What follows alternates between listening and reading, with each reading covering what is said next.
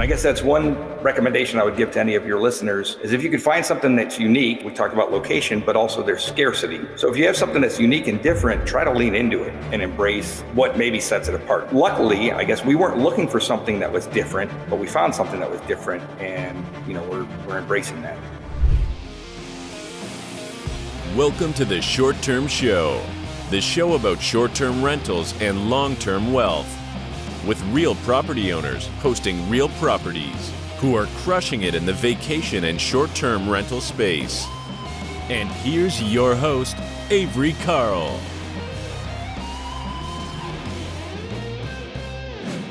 Hey y'all, welcome back to another episode of the Short Term Show. It has been a great year so far. Actually, the real estate market has been not good, but in terms of being able to get deals because the real estate market is terrible, it's been a pretty good year. So getting towards the end of the year now. So not going to complain getting into 2026. I think we're going to see a pickup in the real estate market. We're already seeing that on the short-term shop side of things. We're seeing a lot more people getting in there making offers because rates have been falling. So interested to see what's going to happen the rest of the year, the beginning of next year. We are still hiring in a number of markets. You choose your market. I'm not going to make a list. If you are interested in being an agent at the short-term shop, we have a lot of our agents are getting overwhelmed, and we're opening up a few new markets, specifically the Poconos in Pennsylvania. And we need some agents. So email careers@theshorttermshop.com if you think that agent might be you. And now we will get on to today's guest. Today we have Frank Napolitano. Did I get that right? Got it right? Yeah, great job. Awesome. Thank you. You didn't even practice. So well, thank you so much for coming on, Frank. Let's start off just by telling our audience a little bit about who you are, what you do, and how you got into real estate. Sure. So I live in the Nashville area. I'm originally from Chicago. I've lived in the Nashville area for almost 5 years now.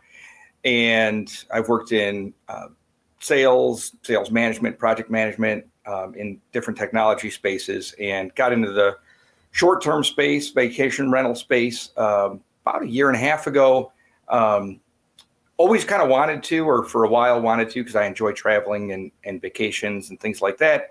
And then with the short-term tax loophole, if you will, it was a good time for us to buy last year. I guess it's even better time for people to buy now. Right. Because it's back and at 100%. So last year, I think it was 60%. But we went with the cost segregation and did all of that as part of that process. But that was some of the driving factor for us looking for an investment property was, taking advantage of that tax incentive. Yeah, a lot of people get into short-term rentals, especially now, because of that bonus depreciation, especially now that it's back at 100%. We're seeing, at the end of the year, every year, we have a ton of clients who just want to get that tax benefit. So, yeah. We had talked about doing it for several years, but it was just because we enjoy it and we enjoy vacationing and wanted a place that we could also vacation at. But that was kind of like the tipping point, I guess. Well, let's talk about, aside from the bonus depreciation and being able to, get that tax benefit on your active income, what were the other reasons that made you jump into buying a short-term rental, and where? Yeah, so we live in the Nashville area, and shortly after we moved here, we were vacationing out in the Smokies. We're like, oh, wouldn't it be awesome to own a place here and then maybe even eventually live here once the kids move out and they're off to college and things like that. So that was about 4 years ago. So finally, we were in a place where we had that, and it was good timing with that short term. But the reason we chose that area is because we like to go there in the Smoky Mountains. And, I hear a lot of people talk about it saturated, and I guess it is. But, we're very happy that we made the investment. About a year and a half ago, we went live May of 2024, and we've been very happy. Year over year, we're doing better than we did last year. And we're really enjoying it. We do vacation there, but we're vacationing there less than we wanted to, which is a good thing because it's booked more than we had initially expected. It's been slammed since April. April was supposed to be slow. April was busy almost every day with maybe eight days available in April, and it continued from there. Each month we have less than probably 5 or 6 days available, and it's just staggered days that nobody's going to book, right? A Tuesday or whatever. Nobody's going to book that when you get that Tuesday 1-night vacancy on a 2-night minimum. But it's been busier than we expected, and we're really enjoying it. And year over year income, we raised our rates. Everybody I see on Facebook, I'm in most of the groups that your listeners are probably in, and people constantly talk about lowering their rates, and they talk about how bookings are down. And, I use Price Labs. I know you mentioned, talking about numbers. One thing that's nice on Price Labs for anybody that uses it, they're aware of it. You can look at your occupancy, but the market occupancy as well. And like for the next 30 days, we're at 60. The market, according to this, is 37. And for the next 60 days, we're at 42 and the market's at 38. So we're just above market at 60 days, but we're substantially above market occupancy at 30 days. And our rates are higher than last year. Well, that's kind of how it's supposed to work if you're doing it right. Your first year is never going to be your best year. And I think a lot of people, they jump in, they buy something in the Smokies or elsewhere, and they're like, oh, I didn't hit the numbers that I was looking for. Well, of course you didn't, because it's your first year. There's a ramp up period. You don't have any reviews. You're not going to hit that projection number that you got on AirDNA or wherever your first year. You're working up to that. So sounds like you're doing everything right. What size is your property? How many bedrooms? So it's 3 bedrooms, 2 baths. And it is, it was a single family home that before we bought it. It was not built for vacation. A lot of the homes in the Smokies are built for vacation. And unfortunately, a lot of them look alike. Ours does not look like that. It's a ranch, almost a full acre, very secluded area. Obviously, we've all heard location in real estate. It's less than 3 miles to Dollywood. It's really close to JL Ranch. I know you know that area. Anybody that's listening that knows that area, it's off of JL Road. So it's really easy to get to. It's got a good view. I could see the Dollywood fireworks from our tiki bar in the backyard. And yes, it has a tiki bar in the backyard, and a pool, an in-ground pool. So it's a little different, than other places. And I guess that's one recommendation I would give to any of your listeners is if you could find something that's unique. Obviously, we talked about location, but also there's scarcity. So if you have something that's unique and different, or you find a property that's unique and different, try to lean into it and embrace what maybe sets it apart from the rest of the properties. Everybody talks about a hero photo, and that's important. But if everybody's hero photo looks the same, because it's knotty pine, floor to ceiling, looking cabin, it doesn't stand out. And luckily, I guess we weren't looking for something that was different, but we found something that was different, and we're embracing that. So what does it look like? If it doesn't look like a cabin, what does it look like? Yeah, so it's a pretty typical home. We actually call it, we have a website, SmokyMountainCozyCottage.com. And so we're calling it a cottage, not because it's not a cabin, or, everybody calls everything a cabin. I don't know. It's branding. We're just trying to sound a little different. But it's a single story ranch home. We did get certified by Airbnb on their accessibility, like their ADA accessibility. The door is wide enough, and it's 1 floor. There's no steps up, flat driveway. So some of that helps. We have had people that are elderly stay there, but mostly it's been families. And it's a nice kitchen. The previous owner had updated the kitchen, so all stainless steel appliances. But it's just, to me, the way it flows is what you would want. Maybe your home, it's not outdated like an old your aunt or your grandmother's home or anything like that. It's nice. Like I said, it's got a tiki bar in the backyard with a full-size refrigerator and a big gas grill, not one of those park grills.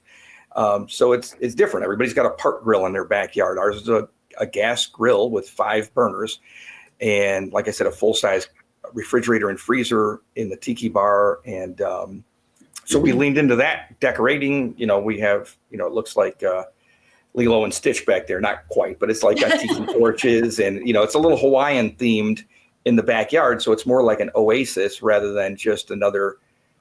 And we have bears and we have Sasquatch decorations, but we didn't overdo that stuff. And I think that's part of what makes our place different when they're looking, especially if people are going back and they've already stayed at every wood floor to ceiling cabin that's out there. And all of them that they're building seem to look like that. Mm-hmm.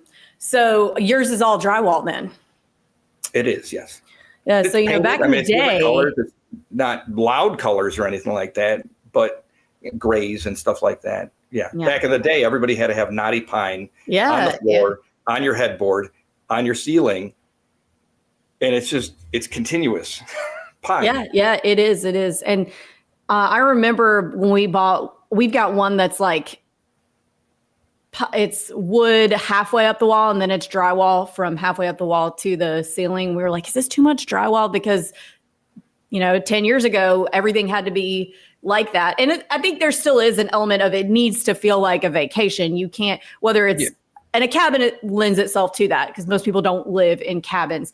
But I think where maybe you're taking advantage is that it doesn't have to be a cabin as long as it doesn't feel like they're just staying in their house somewhere else in the world, something equivalent. You've kind of made it a bit of an experience then. Definitely. And we decorate for every holiday. Obviously the Smokies, people take Christmas very seriously, but we also have decorated for fall. We put scarecrows up and things like that. And those big furry cows, I don't know what they're actually called, but I think those are called Scottish Highland. That's it. Yes. Or something like that.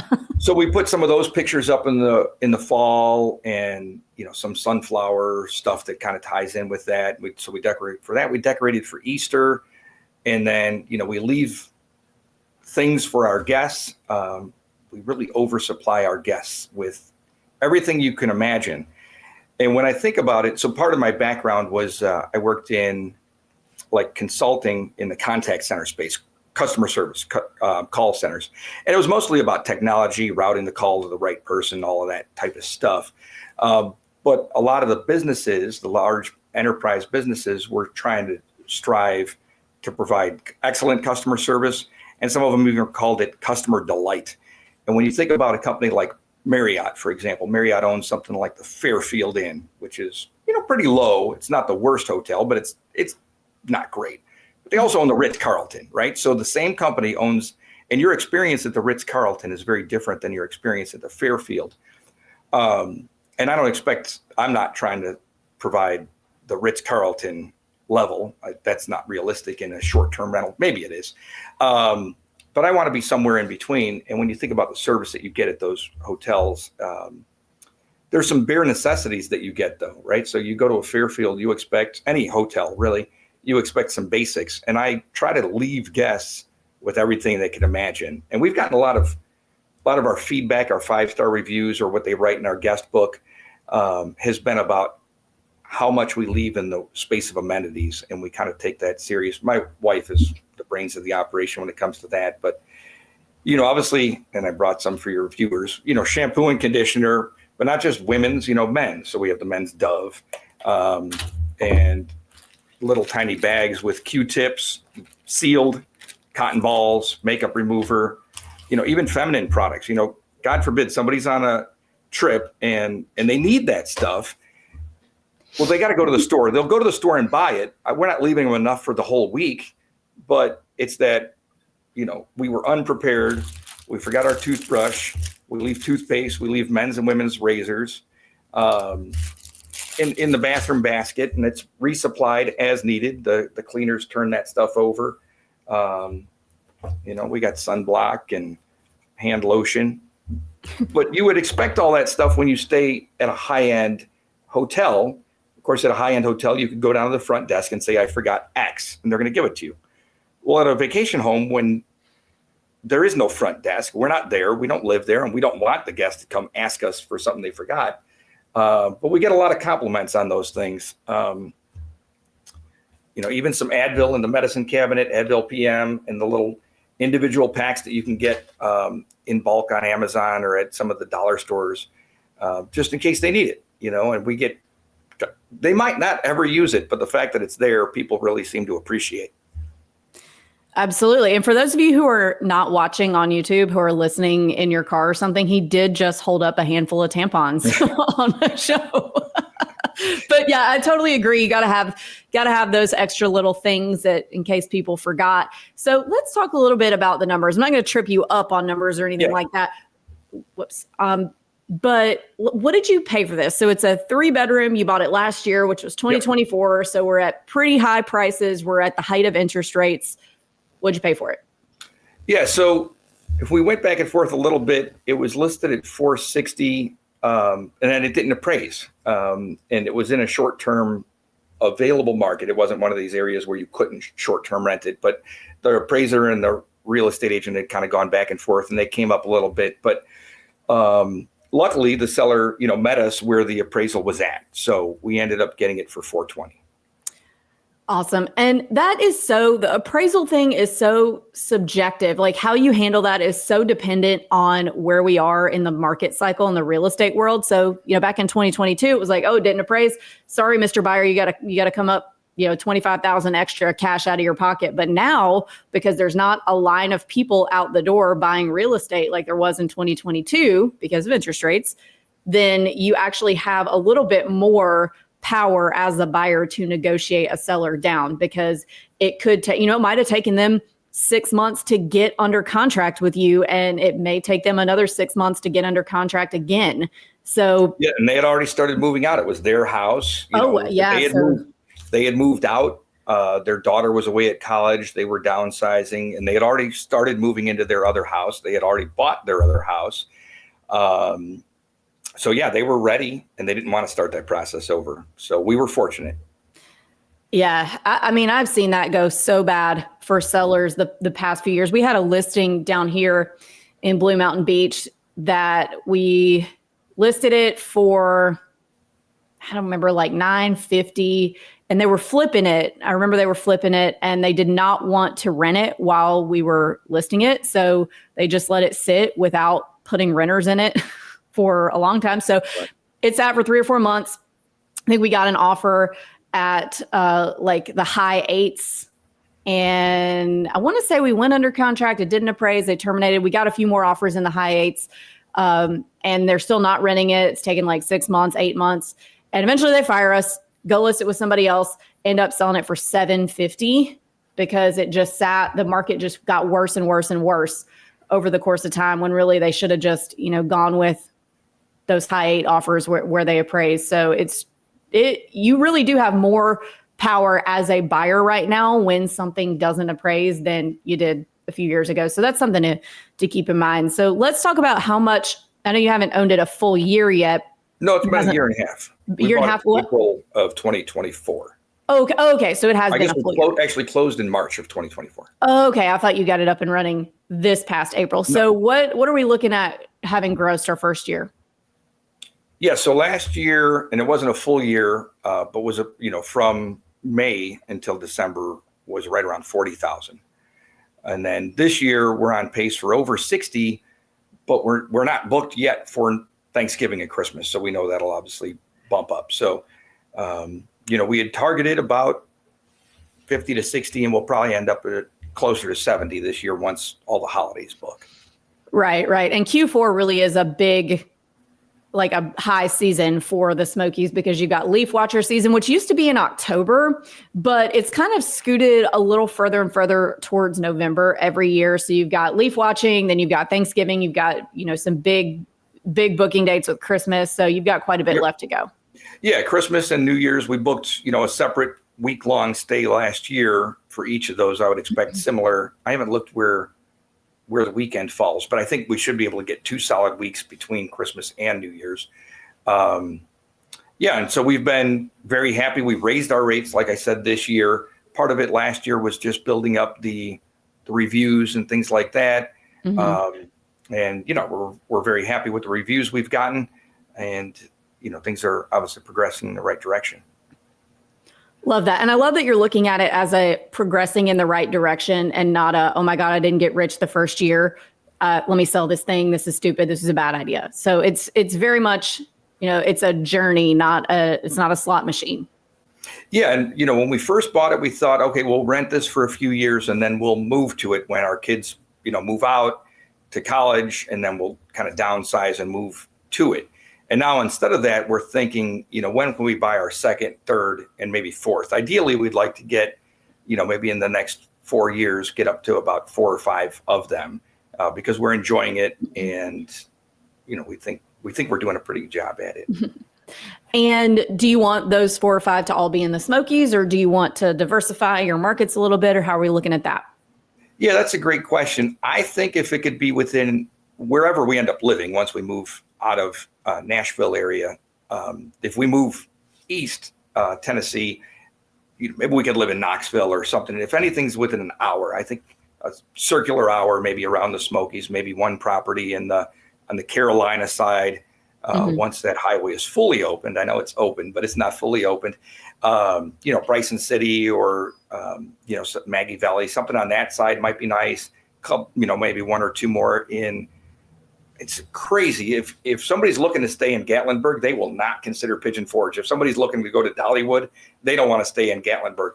It's not that far. I know traffic, it's crazy. So maybe we'll add a second property closer to Wears Valley or Gatlinburg or Townsend or something like that. And then who knows if one of I have twins, and if one of them go to UTK, we might want to get into student housing over in the Knoxville area, because that's another or short term, because people go there for football games and basketball and family weekends to visit their kids. So even short term in a college town might not be bad. Yeah, we have done an episode before on game day rentals where we had guests who one owned in Tuscaloosa, one owned in wherever Ohio State is. Sorry, Midwesterners, I don't know Columbus. My locations. Columbus. And a few people who own in Starkville, where I'm from, which is where Mississippi State is. And I think that the game day rental thing is it's a good strategy, and it's kind of up and coming, and it just kind of depends. So that's going to be a bit of a roller coaster, I would think, because it's not going to be, you're going to get a lot in revenue those game day weekends, and you might not get anybody. But if you can find people that are coming to visit their kids and stuff, then, you might be able to sustain and level that out.